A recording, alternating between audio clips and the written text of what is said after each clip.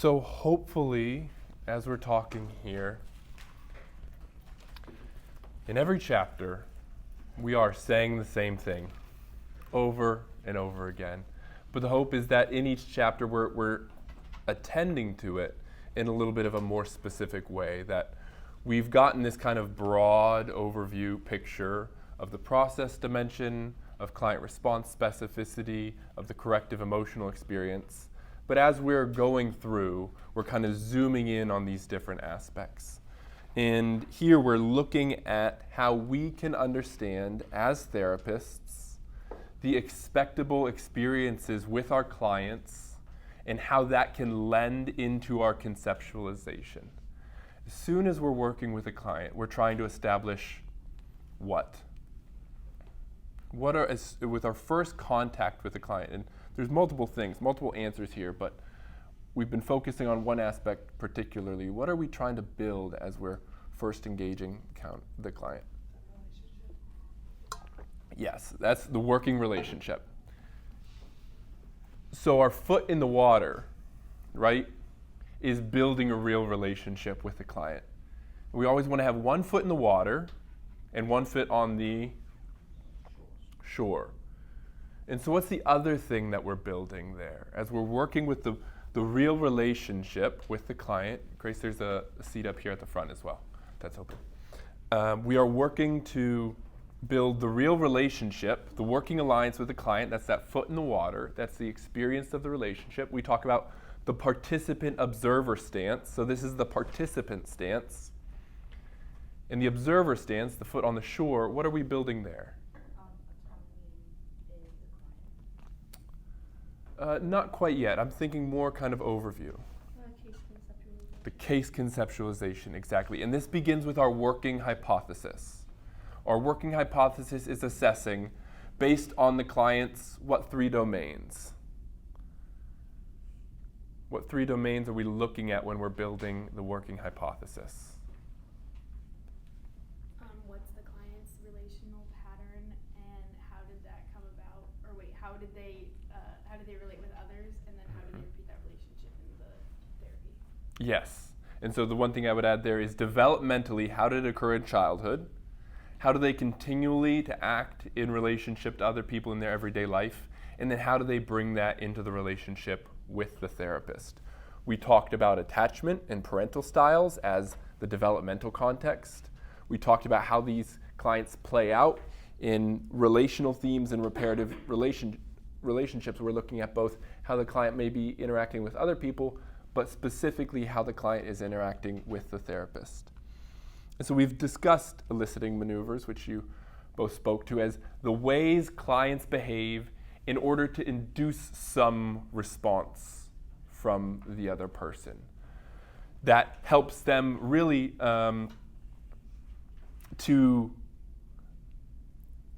it decreases ambiguity. If I can act in a way, if I can be domineering, and you can be counter-controlling me. I know, well, everybody's just trying to control you in life, right? Everybody's just trying to control me in life because I'm a controlling person that tries to control everybody else, right? That's this eliciting. I'm eliciting a response, right? Then we have testing behaviors. And what's the kind of main distinction between testing behaviors and the eliciting response? What two sides in the client are those kind of speaking to? Does anybody remember? Think of ambivalence.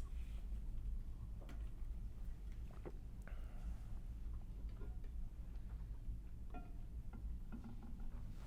kind of like eliciting maneuvers are more like the client trying to seek out those old ways of relating to people. That's become like comfortable because that's what they expect.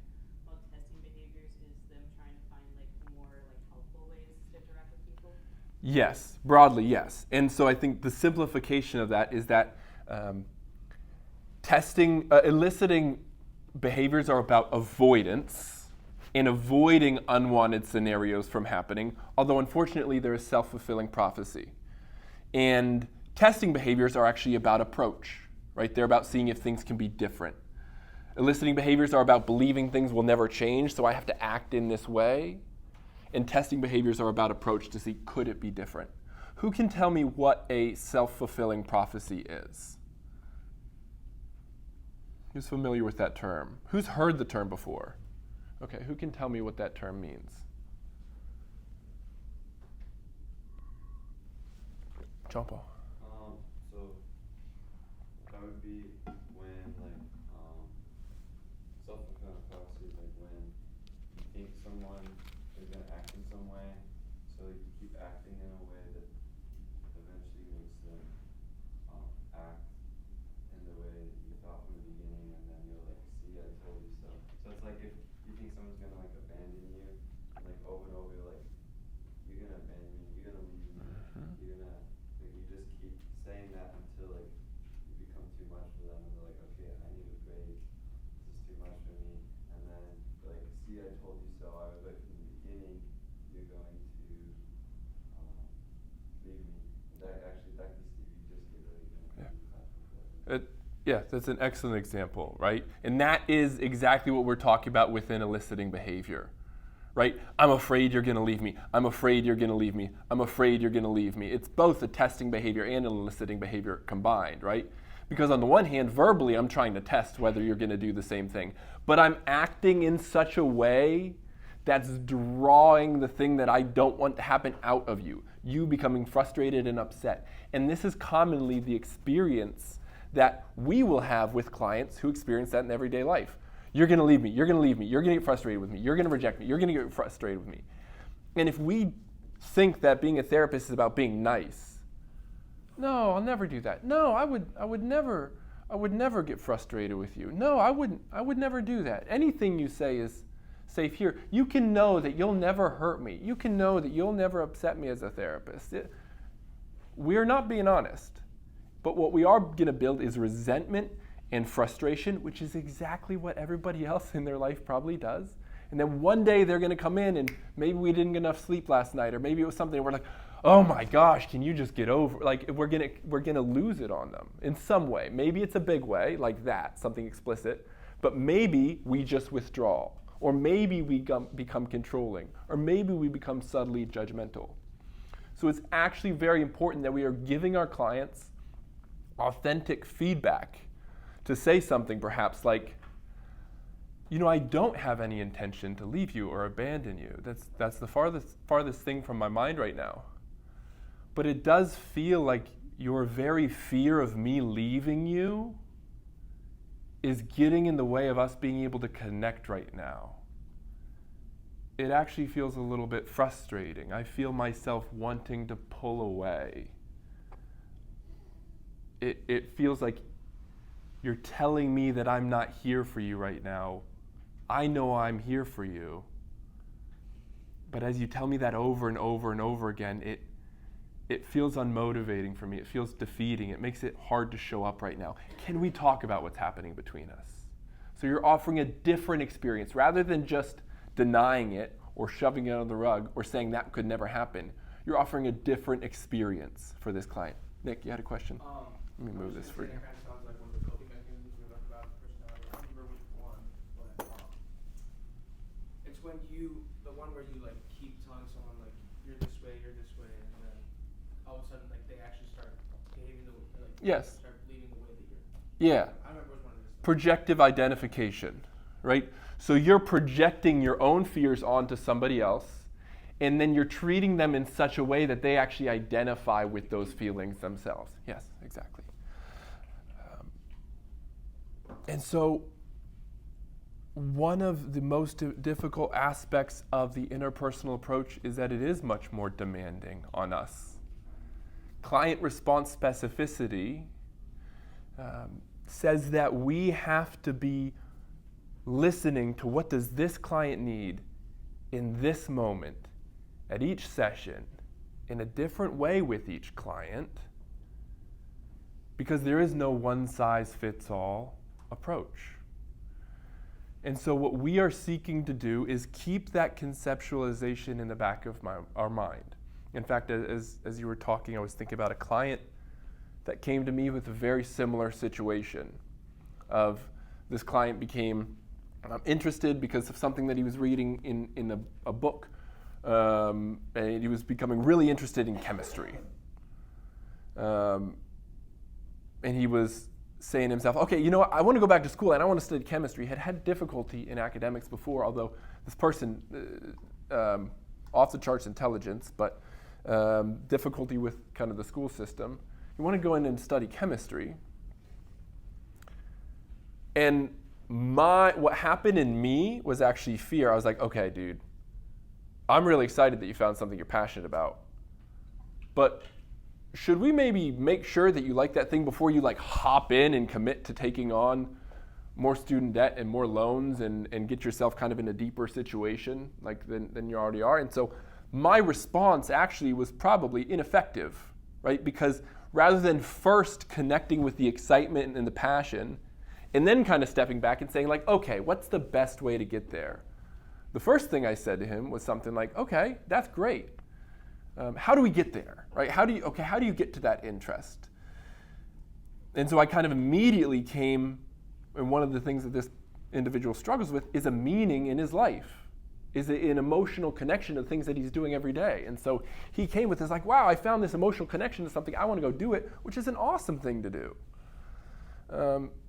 But when a 7 or an 8-year-old comes up and says, I want to be an astronaut, you don't go, okay, well, where are you going to start your first internship? You don't go, have you found educational programs that are going to lead you? Like, that's not what you do. You say, yeah, like, tell me about being an astronaut. What do you like about it? Right? You foster the connection first, and then you guide later. So it is demanding of us to both have an accurate conceptualization and then moment by moment to be tracking with the client, but it becomes more easy as you continue as well. And so we're discussing as well transference reactions. How far did we get in transference reactions? Did we just start, or did we cover it with some? The last point I have is that it validates the client. Yes. Excellent. So the simplest way to think of transference reactions are our clients' feelings towards us, right? And when they're problematic, is that transference reactions are broad generalizations of prior relational experiences. That's what it is. It's a broad generalization of how I experienced this one person, and I broadly generalize that to all people, or maybe people that remind me of that person. And again, these defenses provide us with a sense of security because there's a simplicity in thinking, nobody's going to be there for me. There's a real simplicity in thinking that. It gives me something to hold on to, but at the cost of reality. Our defenses stop us from engaging with reality as it really is. And so the first half of our life oftentimes is actually building up our defenses, building up our ego defenses. And indeed, for clients who have severe trauma or more severe difficulties, the first stages of treatment are actually going to be exactly that. We're going to be building up their defenses. For individuals who have just like a very chaotic life, we don't want to tear down their defenses. They actually need more ego defenses, more effective ego defenses. But what we're doing is helping individuals to build up ego defenses so that they can let them go and then step into reality. We need defenses in order to work with reality. But there's a point at which we need to let those defenses go. And this is what Carl Jung referred to as the first and second half of life. Who can tell me what Carl Jung's stance and perspective towards the first and second half of life were? What were the key orientations? I'm not very sure, but was it at the start as like when a baby is born, they are aware of their surroundings, so they start creating these defenses. Later on, they learn what defenses to let go of and what to keep. Like they kind of get a sense of their defenses more in situations, like when to use what and like kind of related to each other. Something like that, but I'm thinking much more broadly. For Carl Jung, what was the most important, most pivotal point in life? Middle age. Middle age, right? The midlife what? The midlife crisis, right? And at middle age, the midlife crisis was all about what? Shifting from one orientation towards the world to another. Think about the Myers-Briggs. Think about one of the most common descriptions that we use for people. It was like almost extrovert versus introverted focus. So early in life, it's looking at external connections to connect with others, and then with the midlife crisis, you're like, well, now what? Like, I have all these connections, but I don't feel like myself anymore. Exactly.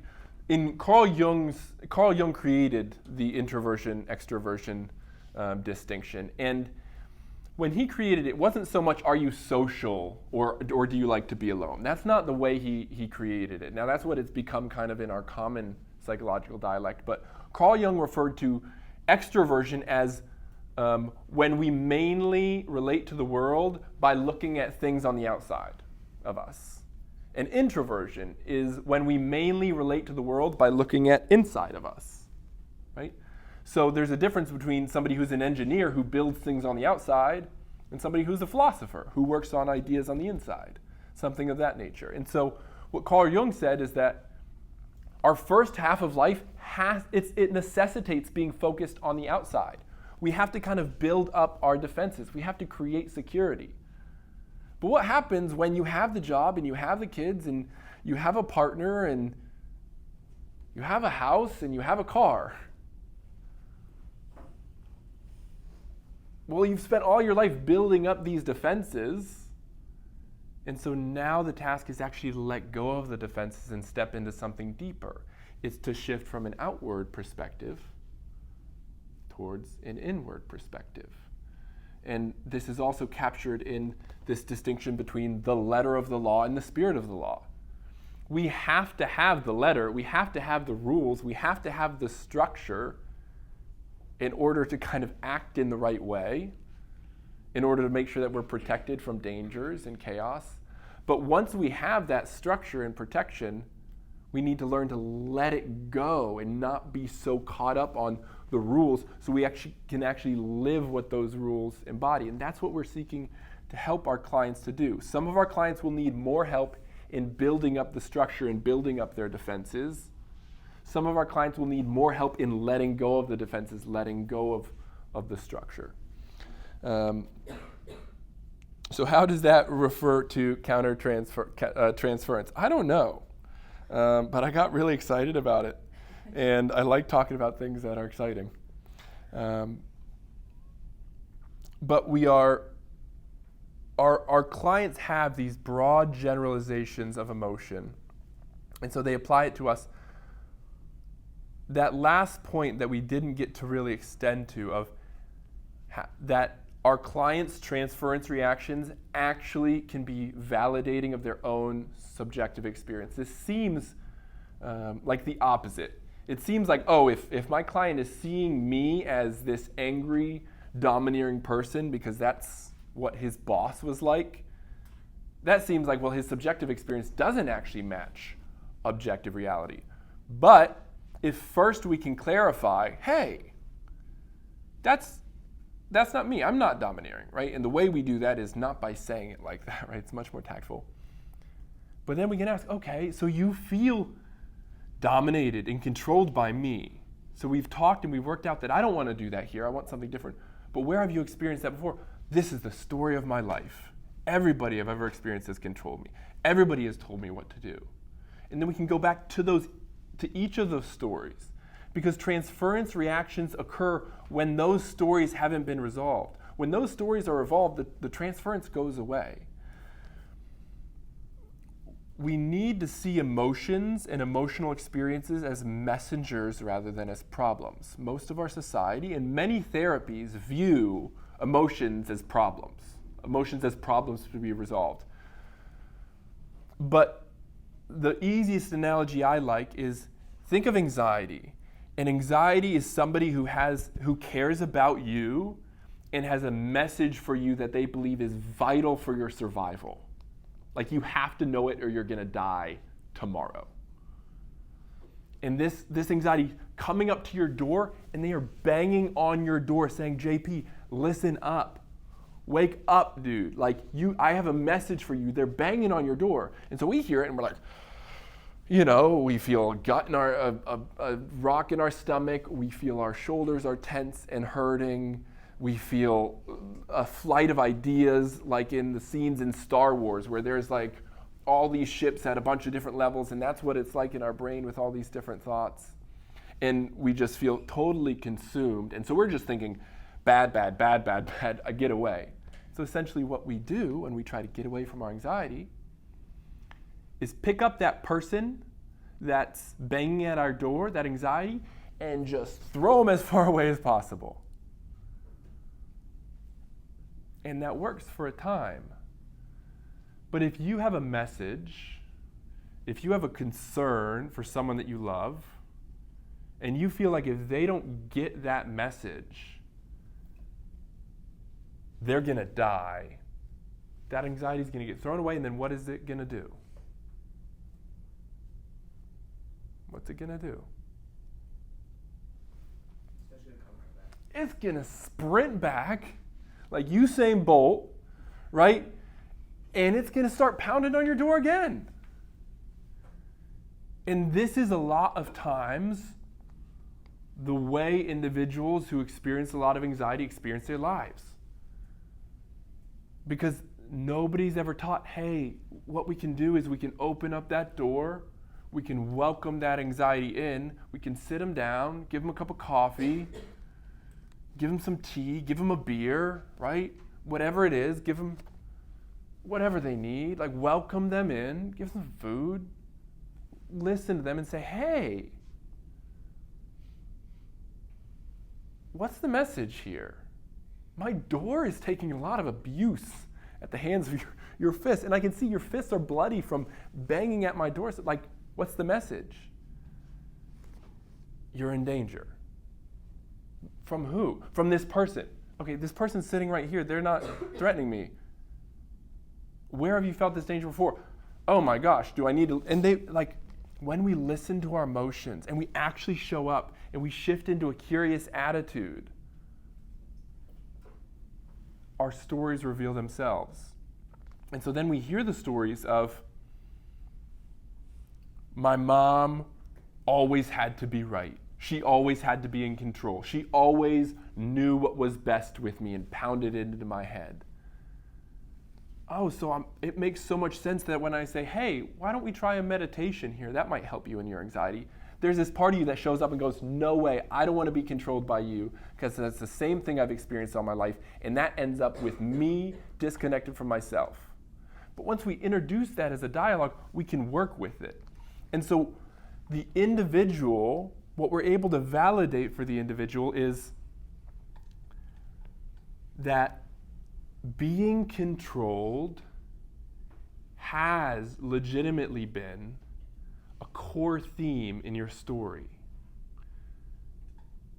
And so it makes total sense that here sitting in this office, even though I don't want to control you, it makes total sense to me that you're so used to feeling controlled that you see it everywhere. Wow. I've never thought about that. Everybody's been so used to telling me they're not controlling me or trying to control me that I've never had the space to actually listen to the legitimacy of what I'm feeling. And so we do our clients a remarkable service. We give them a gift when we can really say in more ways than one, you make sense. This experience makes sense. Your pain makes sense. Your concerns make sense. All we need to do here is slow down, hold it long enough, listen, and then we'll both know why.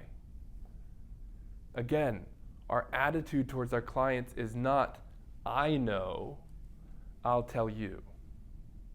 It's, you know, you tell me. And my job as a therapist is to create the space and the emotional safety so that they believe that that's actually true.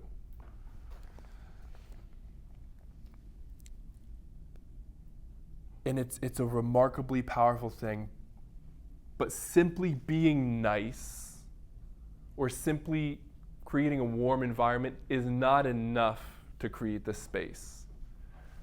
We have to know what relational ways do I have to respond to this person to create space. What nuances do I have to pick up in this person's stories to show them that I'm listening to them? And it's an art. And so as we are listening to the transference reactions, we are picking up on their conceptualization. We're building the story. Again, our clients don't come out and tell us, oh, I actually see you as a controlling person, even though I don't think you are. Maybe they might say that way down the road, but they won't say that. And especially because we are socialized to not tell people how we really think and feel. We're socialized to speak only when spoken to. We're socialized to just sit down and listen. We're socialized that other people know the answer. We're socialized to disregard what we're experiencing and kind of play this game where everybody's happy and okay, even though everybody's lives are mostly falling apart. And so we need to create spaces for transference reactions. We can ask these questions. When you were coming to therapy, how did you feel about our work together? Somebody shares something really big and emotional. You just shared something so important with me. How does it feel to tell me about it here? At first, this might feel a little bit strange and unnatural, but you'll find your own way to do it. And you'll also find it might feel unnatural or uncomfortable at first, but you'll find that clients really like the opportunity to be told, I actually care how you're feeling and what you're thinking here. I'm not afraid of you feeling, I'm not afraid of you thinking I'm judging you. I'm not judging you, and I'm going to let you know that. But I don't feel threatened by feelings of distrust. Like I've said this many times before. I haven't said this. Most clients in therapy are women. More women than men come to therapy. So most of the individuals that I work with are women. Many of the women that I work with have been victims, have suffered abuse, sexual abuse, physical abuse at the hands of men. And so I say frequently to these clients when they're saying, I know I should trust you, but I just can't open up. I'm just too scared. Whether they're saying that with their words explicitly or whether they're just showing it, I say oftentimes, it's one of my favorite things to say, based on your prior experiences with men, you shouldn't trust me. If we're looking at the story of your life and we're looking at your experience of men, you shouldn't trust me. You shouldn't be vulnerable with me if we're looking at that story. Because most of the men that have been in the place to protect you and take care of you and care for you have hurt you, have disregarded you, have violated you. And so no, I don't think you're being resistant. I don't think you're being uncooperative. I think that you are acting in a really wise, self-protective way that's saying, based on all those other experiences, you better look before you step here. I don't need, as a therapist, to pry. I can validate the realistic concerns and fears that people have. And once that's validated, all of a sudden, that fear and resistance, it melts. I mean, it melts. And we're not doing that, as an intervention to make people melt. We're doing it because it's freaking true. Like, that's just the bare fact. We're not making something up. We're not pulling something out of the air. It's true. But what I can say is, So based on all those other experiences, you can't trust me.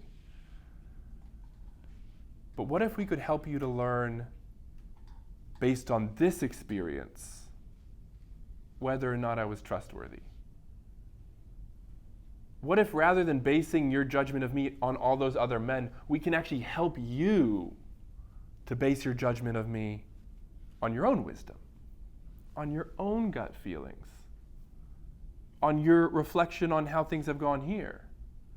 Because that's also something that the client will take with them.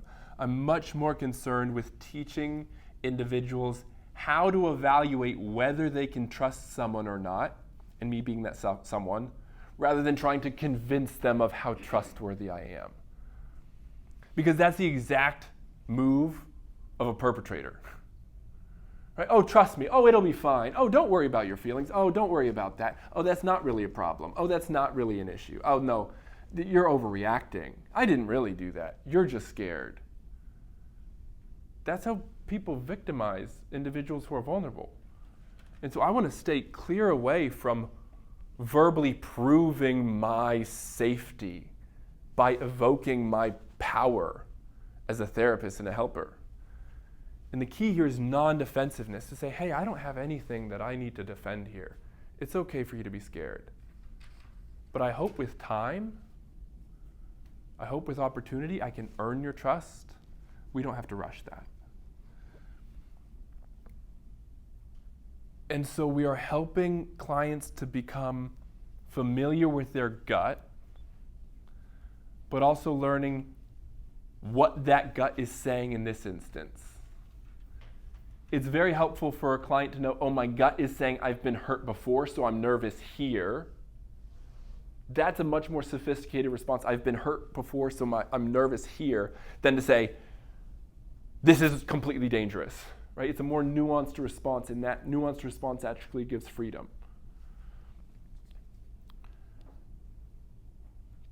Any thoughts, questions, reflections as we're talking about transference reactions? We're talking about especially validating our client's experience and emotions.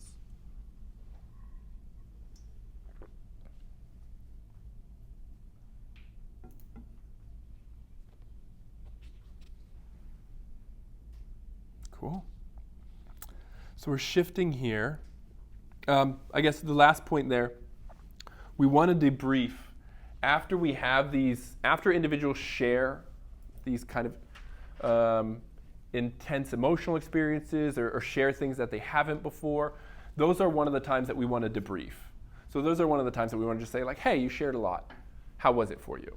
That's one of those opportunities that we have, because when are our clients most likely to evoke problematic internal working models and pathogenic beliefs?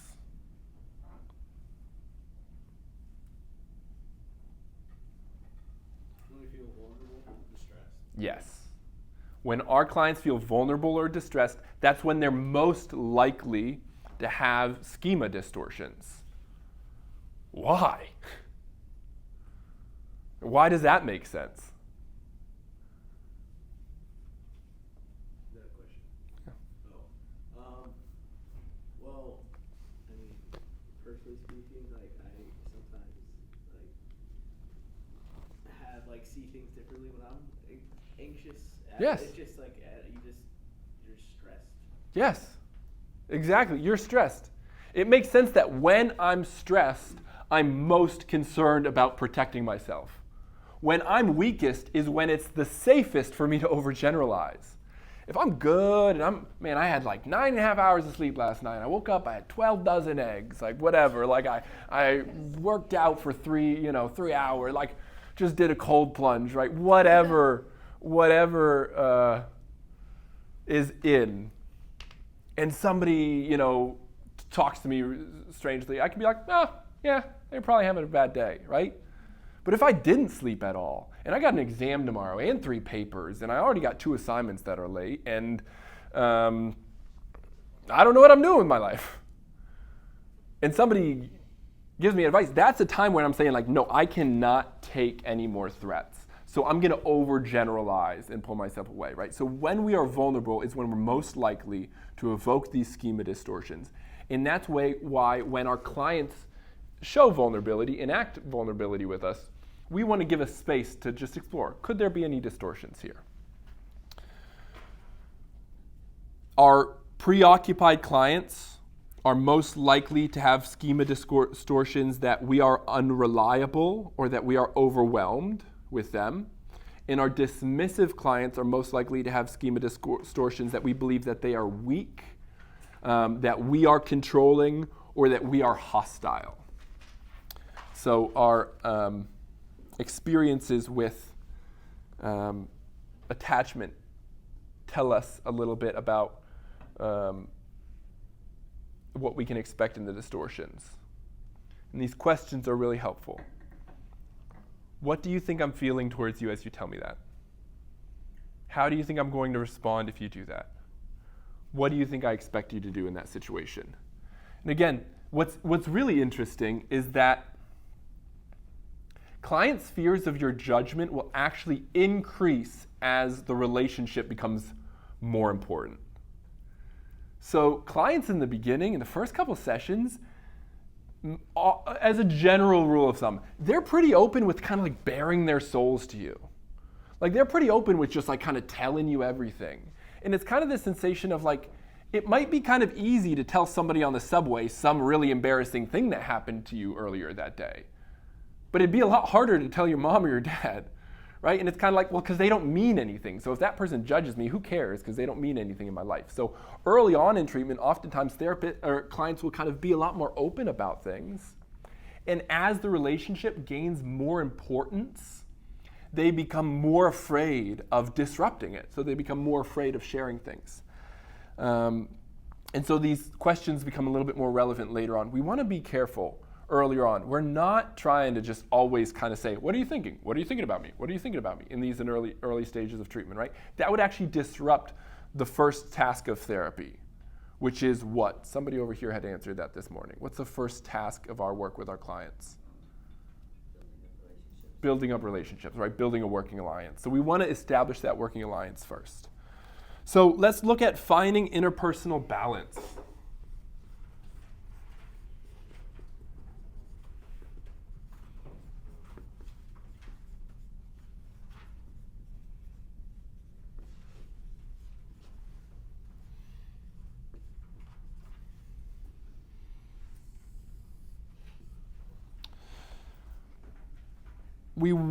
Here what we're talking about is our level of involvement with our clients.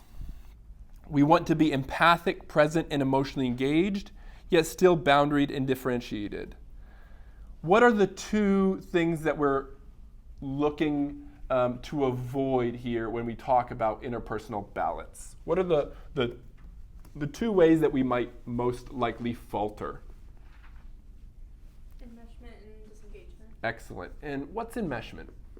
It's typically you begin to like over-identify with the client and you don't really have a solid idea of like how you don't see differences between yourselves, and it kind of causes you to be like you lose the idea of you have genuine empathy, but you lose the objectiveness of like having your foot on the shore because you're so enmeshed with them and like are just kind of encouraging and giving these like nothingness like comments back to them rather than like getting to their actual like case conceptualization. Yes, exactly. That's perfect. You're losing your foot on the shore, which is your case conceptualization, and you're becoming so involved with them that you're losing your objectivity, right? What's the stance that Tiber talks about in chapter 1? What's the stance that we're seeking to have with our clients?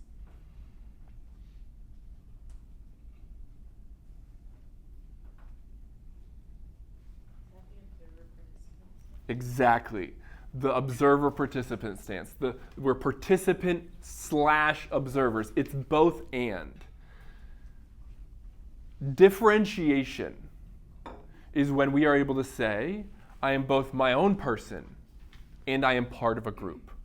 Humans experience simultaneously the draw towards two poles, a sense of individuality and a sense of togetherness. We are both inescapably our own person and inescapably in relationship. Both of these things occur at the same time. And it's impossible to escape one for the other.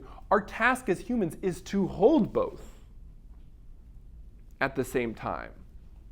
Typically, if things don't go so perfectly well, as they rarely do in our families, we will polarize towards one side or the other, either togetherness or individuality. And it's either, I am my own person, nobody can tell me what to do. What attachment style does that sound like? Dismissive. Or, I have to be close to people, I can't be on my own. Preoccupied. Excellent. So these two poles of togetherness and individuality, I am both fully my own person, that's a fact. And I am both fully and inescapably in relationship with other people. That's a fact. That's a pretty hard thing to balance, right? Because what happens when I was planning to go on a walk to get some space, but one of my friends calls me up and is like, hey, I need some help. Okay, what happens when every time I'm going on a walk to get some space, somebody calls me up and says that I need help? Right? These questions differ, and so our task as humans is to integrate both and hold them at the same time without sacrificing one for the other. That's the role, that's the job of parents. That's what parents are seeking to help children to do, right? And we can see broadly, culturally, right, that the West gravitates towards an individualistic culture, which holds the individual's autonomy as the highest sovereign good, right? And the East gravitates towards a more communal or more relational model that holds the polis or the group or the tribe as the highest good. And our task is to hold both at the same time. It is really easy with our clients to shift into one or the other. And this will be based on what two factors do you think will be the largest factors in whether we will shift into enmeshment or disengagement? What are the two big factors that strike you? Think about client and therapist induced countertransference.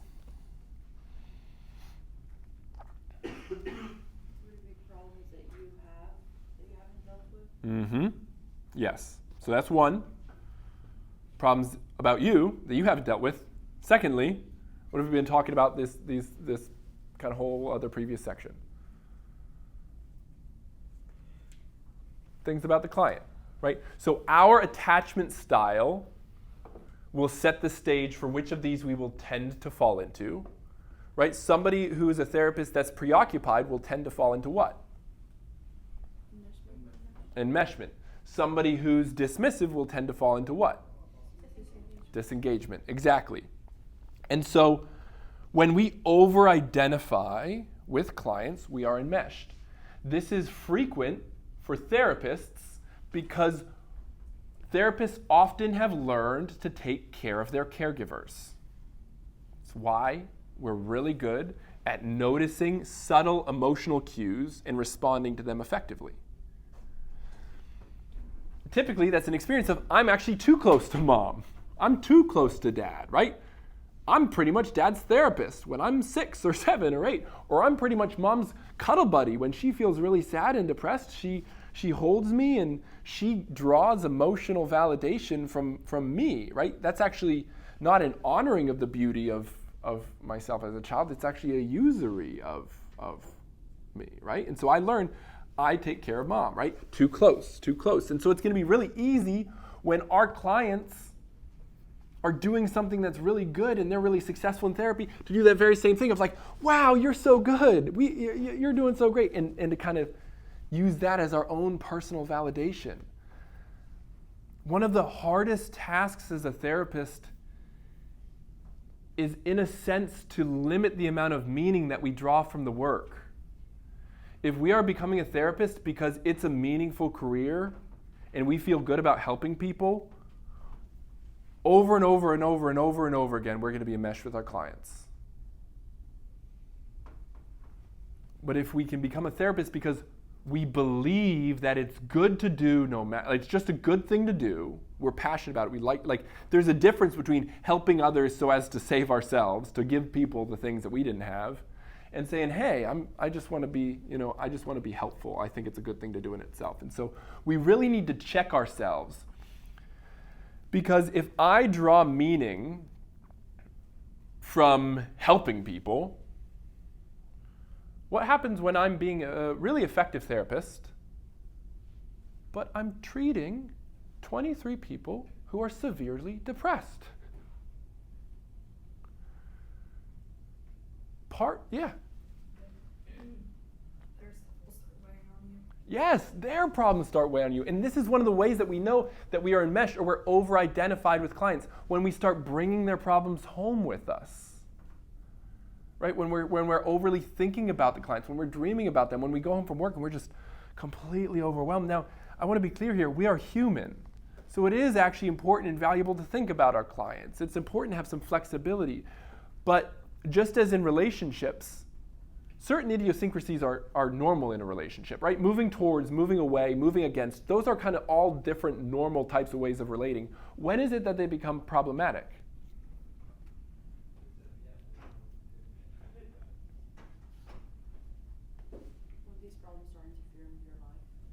When they start interfering with your life. And to add on to that, I would say these problems become problematic when they're interfering with our life and they become characteristic of relationships.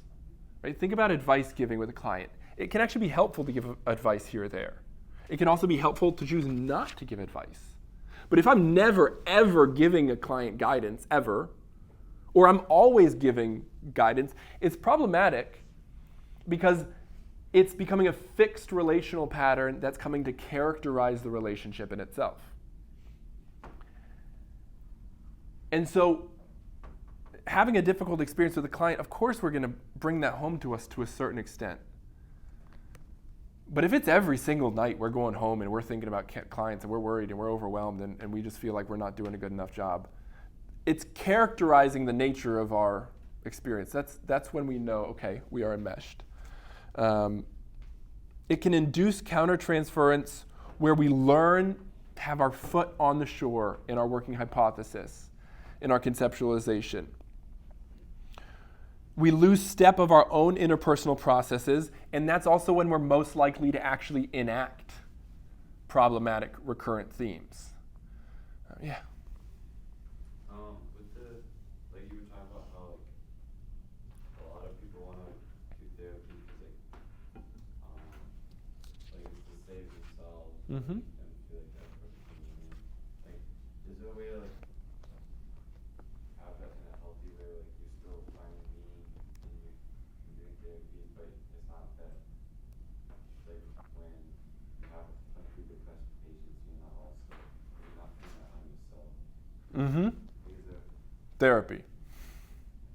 We need, this is a big part of why we're doing this self-authoring program and doing the case conceptualization, is to help you all to have a foothold in like, okay, where do I need to do the work?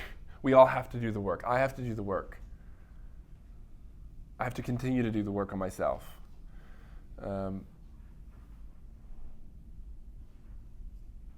Because shifting to the opposite isn't helpful either. I never think about my client. I never have it. I just, session's over, it's over, they're out of my mind, and never think about it, right? That's disengagement, that's dismissive, right? We're seeking to find the balance, but our own work is essential in that process. It's part of maturing and part of, I think, becoming an effective therapist is learning to distinguish maybe reasons that drew us to the profession in the first place and the reasons that kept us going. If all we're doing in therapy is trying to really sort out our own issues and that's why we're becoming therapists, you might not like being a therapist. right? Many people become therapists and then drop out. Many, many, many people. So the key is doing our own work and really understanding and clarifying, why are we getting into this profession?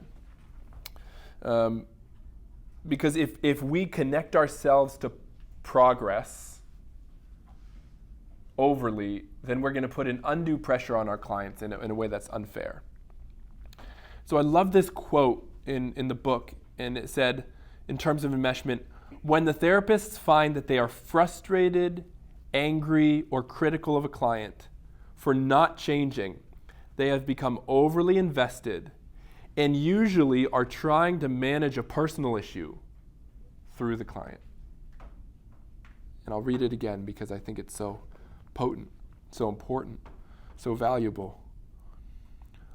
When the therapist finds that they are frustrated, angry, or critical of a client for not changing, they have become overly invested and usually are trying to manage a personal issue through their client. Would that go for like parents who might like tell their kid to stop doing something, but they can't stop doing something else? Like, this is very funny, but I just watched a Bluey episode that was like one of the plot lines. Where, like, Yes. The kid was like sucking her thumb, and the mom was like, "Don't do that," and the mom would like have an eating problem, but like. Yes. Yes. Exactly. This is exactly it. Right? This is when we project our problems onto other people, and they would say, "What the hell are you doing? You need to stop that." Like that is exactly it. And if this is our experience throughout our life, when we sit in the therapy chair, we're just going to continue to do it for other people. We're going to continue to do it to other people. This is why client response specificity is so important. That an overall one-size-fits-all approach doesn't really work. Right? Oftentimes the one-size-fits-all approach to something like an eating disorder or something like addiction to cigarettes or porn or masturbation or whatever it might be is you just need to get a grip. You just need to try harder.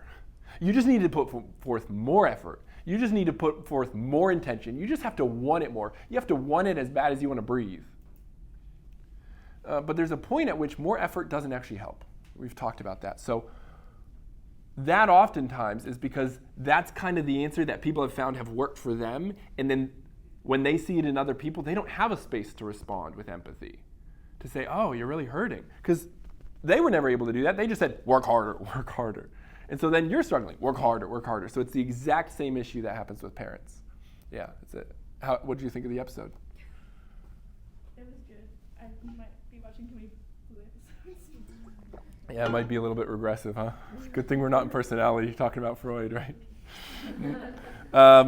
There's a reason that these movies and there's a clear difference between good children's shows and not so good ones, right? Because there's something that speaks. I'll go off on a Jung tangent about archetypes and all that, and that'd be fun. But let's talk about disengagement. Maybe that's dismissive of me. So on the other end, oftentimes disengagement is a response perhaps to the same type of trigger, but we just learn to respond differently. So disengagement occurs when we take too much space from a client, right? So if a client is asking for help, and we just say, "You know what, let's go every other week," right? Or a client is wanting more sessions. One way is to be enmeshed and say, "Okay, yeah, let's do more sessions. You need more help. I can really feel the draw here." But if that's a dependent client, that's actually not going to be helpful. Now, on the other hand, it would be easy to say, "You know what? I need space from this client. Actually, maybe we'll go every other week, or maybe there's a better therapist out there for you. Maybe I should transfer you to a therapist that would be a better fit." When the reality is that I'm disengaging. Now, there are times to transfer clients, but I think it's far less than actually happens. We distance ourselves, and the issue is that those individuals, oftentimes that's the exact same thing that they've experienced over and over and over in other relationships. And so this is one of the other reasons why I find the mindfulness practice is so important. Is because mindfulness is the practice whereby we're learning to sit and just notice the things that are coming up, right? There's two real draws in the human experience. Draws of enmeshment and draws of disengagement, right? A thought comes up and we automatically believe it, right? This is one of the beauties of CBT. CBT says, just because you think something doesn't mean that it's true. I heard that in grad school and I was like, could have told me that 23 years ago. That would have been helpful. Just because I think something doesn't mean it's true. Like, holy crap, how obvious. And yet, nobody ever let me know this vital truth about my brain. Just because you think something doesn't mean that it's true. But oftentimes we have a feeling, oh, I'm a bad person. Oh, this person's treating me wrong. Oh, I'm never going to be successful. And we believe that it's true. We are enmeshed with our thoughts. We are blended with our thoughts. We are too close and they take us down the stream, right? Or we have a thought and we say, don't think about that thought. Get away from that thought. Don't even entertain that thought. Don't let that thought enter your brain. How can you not let a thought enter your brain? What a ridiculous thing to say to somebody. Don't think about it. Don't let that thought come up. Don't let that thought enter your brain. It's like, okay, sir, you tell me how thoughts enter my brain. Because I don't have much control of it. I don't know what's going to pop up. I just thought of a red lily.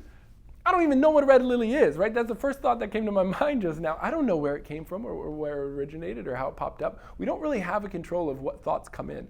But we developed this way of saying, don't think about that. Don't feel the emotion. Push it all away. And that's disengagement. And so this is described as craving and avoidance.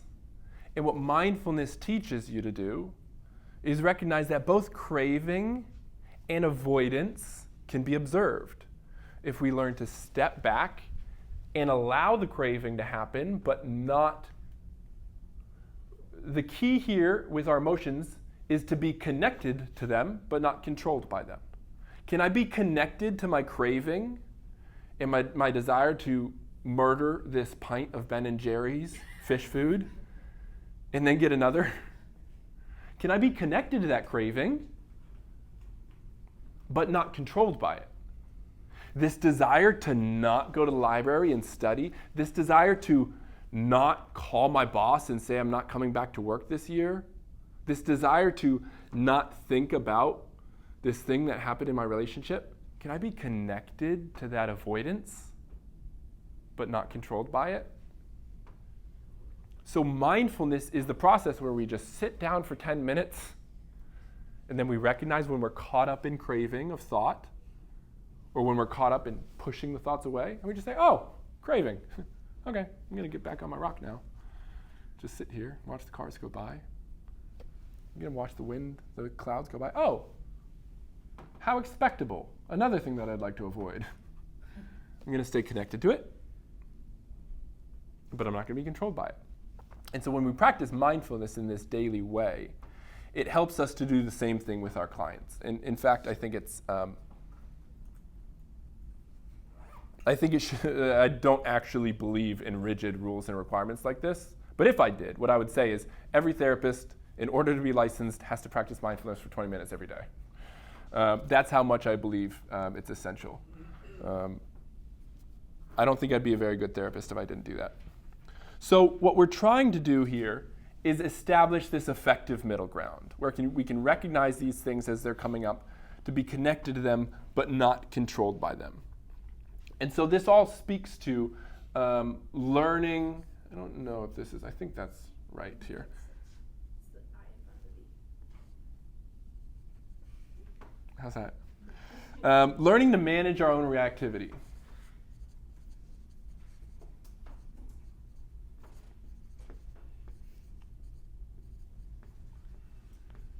And so first, we should go to therapy.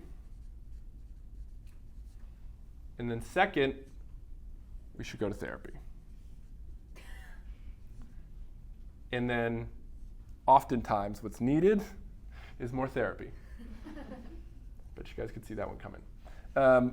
There's no shortcuts here to managing our own reactivity. One of the things that we need to understand is that it is normal. All therapists become overengaged. All therapists become disengaged. All therapists become enmeshed at varying degrees at different times.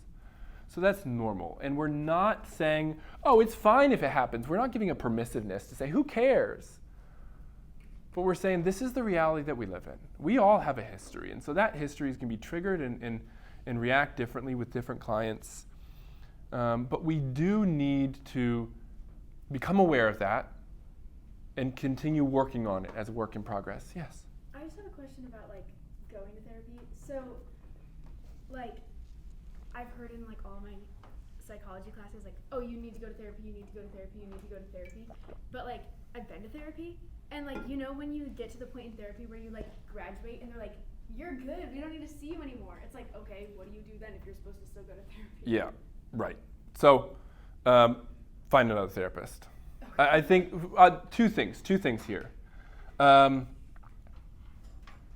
If you're going to therapy because you're a therapist and you believe that it's an ethical responsibility for you to be going into therapy, you need to make sure that the therapist that you're going to aligns theoretically with your reasons to be in therapy, right? Many therapies now are short-term approaches, short-term evidence-based approaches.